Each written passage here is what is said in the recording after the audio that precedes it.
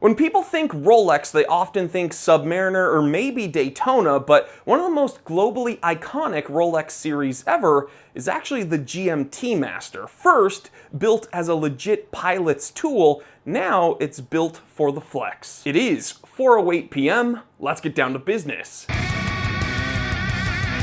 So the year is 1955 and air travel is more popular than ever. There was a ton of room, it was spacious, you could smoke in the seats, hey baby, you could pinch the stewardess's butt a little bit and she'd just turn around and be like and zero sexual assault lawsuits. It was an incredible time. And you could do it in front of your wife and she wasn't even allowed to tell you not to. It was crazy. And another really cool thing about 1955 is that Pan American World Airways, needed a specific watch for their pilots that could track multiple time zones. And Rolex was the one that stepped up to the plate with the GMT Master. And we are talking about none other than the highly sought after reference number 6542. Now this was a watch with an oyster case, GMT complication, a Bakelite insert, which was actually radioactive, so they switched to aluminum shortly after. And speaking of that bezel insert, it was Pepsi,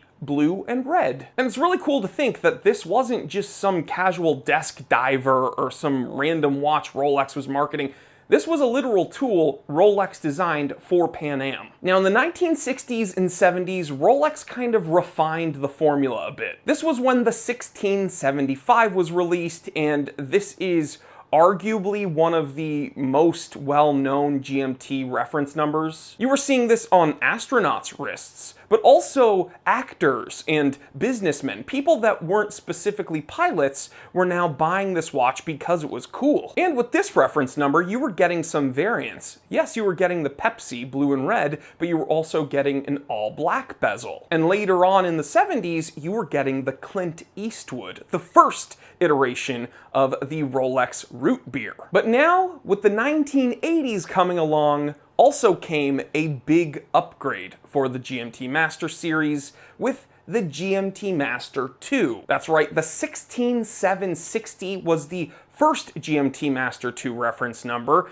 and this brought in the Coke. So now we have a few different soft drinks here. We have the Pepsi, we have the root beer, and now the Coke. Another big change that came with the GMT Master II wasn't just another color option, it was that this had a very interesting independently jumping hour hand. This is also known as a true GMT or a traveler's GMT function. And now to the modern age of the GMT Master II line. We see the Pepsi's return, first in white gold, then in stainless steel and a Jubilee, and of course we see the Batman, the blue and black, again with different straps and bracelets. I guess you could put it on an Oyster Flex if you wanted to, but the big argument is whether it looks better on a Jubilee or an Oyster. A Jubilee or an oyster? Comment below, which one do you like more? Oyster is the only correct answer, by the way. Of course, you see the ultimate flex monsters with the money green dial, solid gold everything. That's like the biggest FU watch ever. Like, you look at that watch and you forget that it's a pilot's watch. Like, imagine you go to fly somewhere and you see that the pilot's wearing that on his wrist. You're gonna be like, damn, I'm going all the way to the back of the plane. I should be flying you, bro. What the f? The root beer, of course, has come back with a couple different variations. You're getting a two-tone option or a solid Everrose option. And even more recently, another soft drink has joined the bunch, the Sprite. And this isn't just any GMT Master II. This one is the very interesting and innovative LHD. Left-hand drive. So it's funny, when we step back and we look at the entire history of the Rolex GMT Master series, what started as a pure tool for Pan Am pilots in the golden age of air travel, all the way to rich celebrities and people flexing on social media, the Rolex GMT line has really traveled the world in every sense of the word. Now guys, if you haven't already, go ahead and take a moment, click the link in the description below and check out wolfwatchclub.com, because this Sunday, we're gonna find out who's taking home a legit full-fat Sprite left-hand drive